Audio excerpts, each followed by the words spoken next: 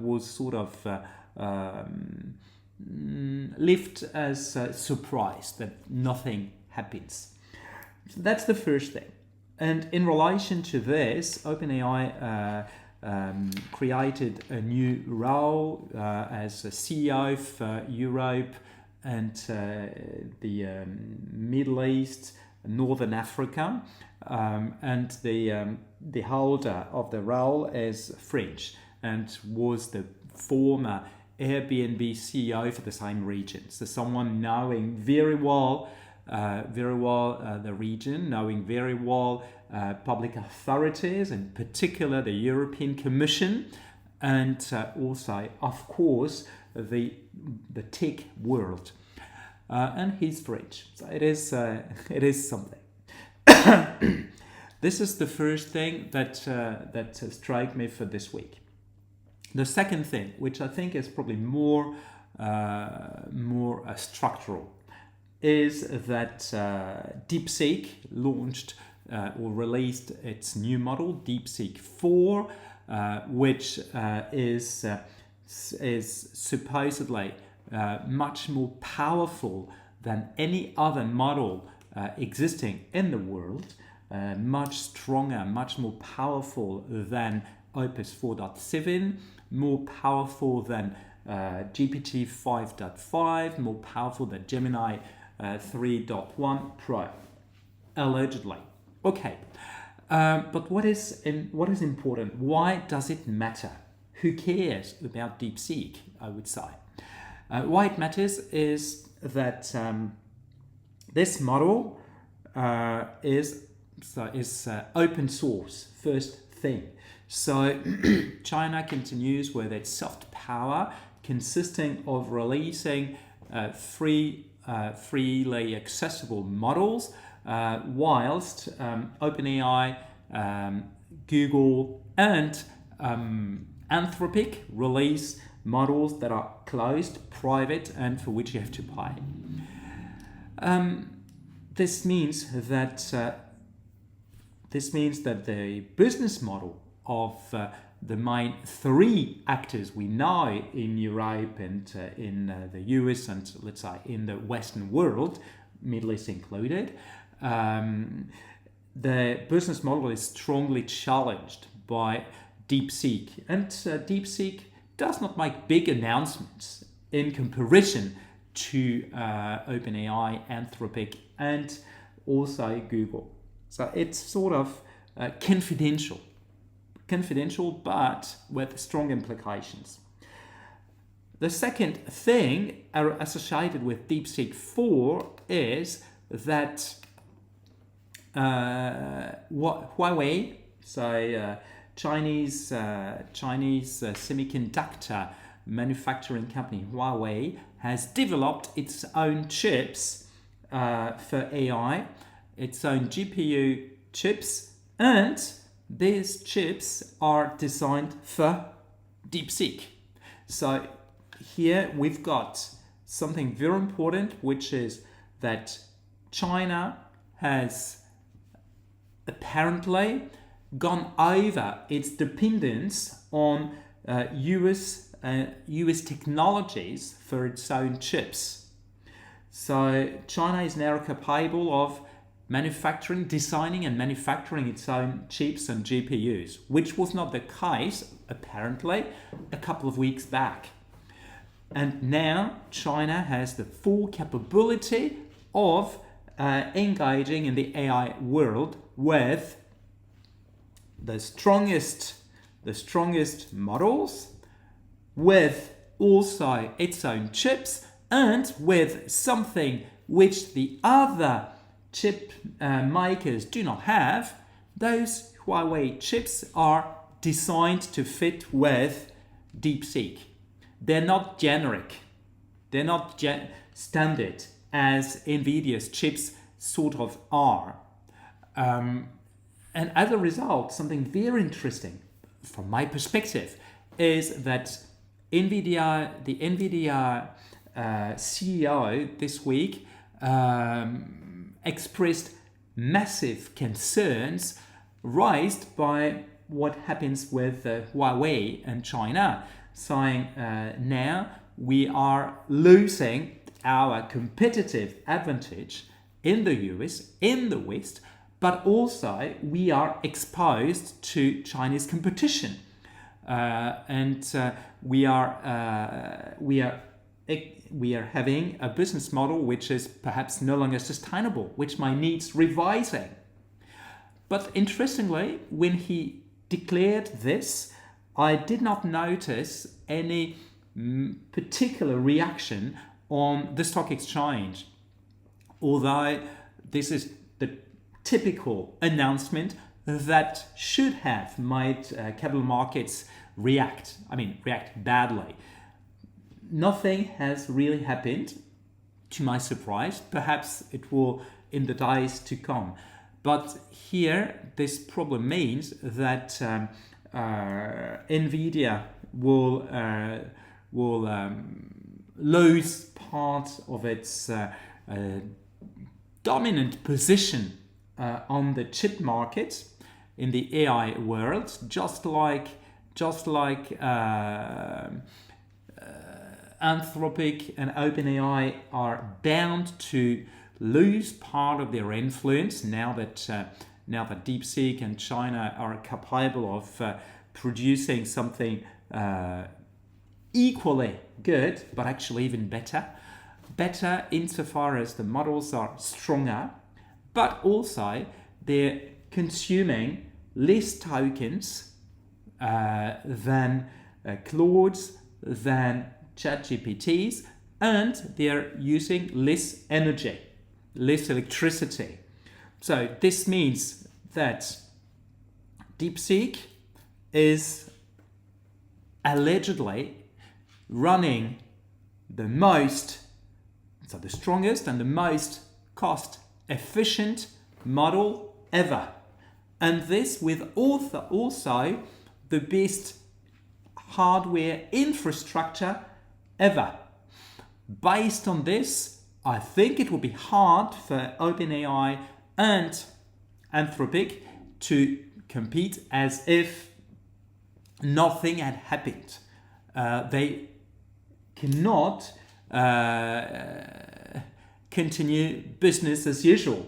For me, it is just impossible. A number of companies in many countries will just quit. I'm pretty sure that many people, many users, many companies will quit and will opt for DeepSeek. And especially if you can run it on premises, especially if you can download it, install it on your own servers and run it without being connected to the internet. If so, then no problem for the use of this model. So this is a major thing which in newspapers was treated like a minor event, although this has strong implications. Something else which happened this week was that, let's say, capital markets started being a bit nervous or excited with the upcoming IPOs in the AI world, starting with SpaceX. And if you remember, SpaceX merged with xAI recently, and now the company is valued $1,250 billion before the IPO. Google is pushing so the IPO occurs soon, and partly because Google owned a significant amount of shares in SpaceX, so that Google could probably earn a lot of money if SpaceX were IPO'd soon. So this is the This is where we're at with SpaceX, and Elon Musk has tried to tease Wall Street and investors, etc. So this is quite normal. But remember, there are also another 2 IPOs to come with OpenAI and Anthropic. And here with both, where I'm surprised is that nobody really addressed the DeepSeek thing as a possible impediment on those 2 IPOs or on the value of the 2 companies. I'm surprised, really. Perhaps it will happen this week, from tomorrow, and that's something we will discuss next Sunday, I suppose. Also, something else which is important,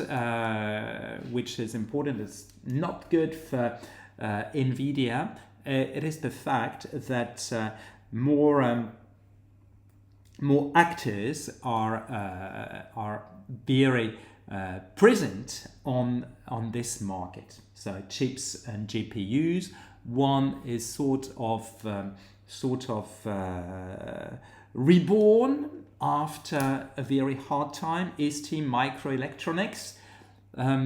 Most of you do not know about STMicroelectronics. It is a French-Italian company that has long been manufacturing chips for industry. And if you remember, I mentioned weeks ago that Amazon had developed a partnership with STMicroelectronics for chips and GPUs for AI, for Gemini, let's say. And STMicroelectronics is now strong again, also irrespective of this partnership with Amazon, but of course it helps. So it is now solicited again by other tech companies. Likewise, in southern France, near the Italian border, another one called Manta is also very strong. It is about to be IPO soon, I think in Japan, and its value is about 30 billion euros. What does it do? So it makes chips usable, exploitable. So I understood when I read the article that the chips that are received are probably too general, too generic to be useful directly, and this company, Manta, makes them usable, exploitable in any hardware. And they are very popular in Japan, where there are many tech companies. So we've got here 2 French companies that are strong on the chips market. And also South Korean chip manufacturers start being strong, being solicited here and there. So this means that NVIDIA is challenged on a market where they thought that they would be dominant for a long time. To be continued, but I think it was an important thing for this week. And lastly, something which is interesting when you're in Europe. French authorities have terminated their contract with Microsoft Cloud Services and are now using a French cloud service provider. For those who know about France, who live in France, it is 𝗙𝗘𝗘𝗘, the mother company of telecom company Free Telecom, very popular. The guy is the founder is someone very popular in France. He's also accidentally the son-in-law of Bernard Arnault, CEO of LVMH, so founder and CEO of LVMH. So this is where we're at. So there is also a shift towards sovereign cloud computing. And likewise in Germany, Siemens is considering alternative solutions, alternative cloud computing solutions, so as to engage in more European sovereign solutions. And here, 𝗙𝗏𝗘𝗘𝗘, could it be that the stock market is assuming that information security is more robust with Anthropic, OpenAI, Google versus DeepSeek? Or if or once DeepSeek addresses these concerns, then markets might react? Possibly. So it's true that with DeepSeek's main weakness is not technical. It's not necessarily security itself. Its main weakness is its nationality or citizenship. It is a Chinese company, so there is, of course, a big suspicion that any data processed by DeepSeek could be transferred to Chinese authorities, either for surveillance or for stalking or for mimicking or whatsoever. So here it is not exactly a matter of information security. It's more a matter of confidence in DeepSeek's independence and suspicion that the data processed by the model could be used by Chinese authorities. And it is true that at the time of sovereignty, when you speak of sovereign cloud computing, sovereign solutions, you really do not want your data to be transferred to and processed by foreign countries. And this is one of the reasons, not just the main reason, but one of the reasons why there are big suspicions on US solutions, where many companies, many European countries and the European Commission are encouraging public authorities and companies to use European solutions if they can. Let's say Mistral. So you're supposedly certain that the data is not processed on US-based servers and is not bound to be transferred to the US Department of Justice if there is any problem. This is the big concern. And this is also where companies like Meta and Google always have problems with the European Commissions. And if you remember, 2 or 3 weeks ago, they had a big fine for breaching privacy regulations. It's not a matter of security per se, it's really a matter of data sovereignty and data ownership. I think this is DeepSeek's main weakness at the moment. I think in most countries, people, I would say, would sort of surrender to having their data processed in the US, but they would probably be very upset if they were told that their data is processed in China. So for me, now, DeepSeek can be very popular amongst the public, especially those people who want cheap or free solutions. And when you browse social media, you see every day how to use 𝗙𝗏𝗘𝗘𝗘 for free, how to use this for free, how to have a free plan with this, blah, blah, blah. And here DeepSeek is making this official. So as it is official for free, I'm pretty sure that a number of people would go for it. And I think this is especially concerning, as I have really witnessed to the fact that many people go for those free solutions because they're free. And I remember someone who, it was just before Christmas, who said, "Oh, Perplexity, if you have a PayPal account, Perplexity is free for a year. You just have to share your data, your personal data. That's all. And it's for free."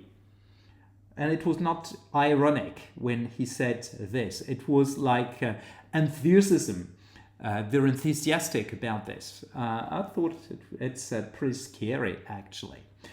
But this is just to say a number of people would go for this. And I'm pretty sure that also a number of small businesses will probably opt for those free of charge solutions, and especially if models are powerful.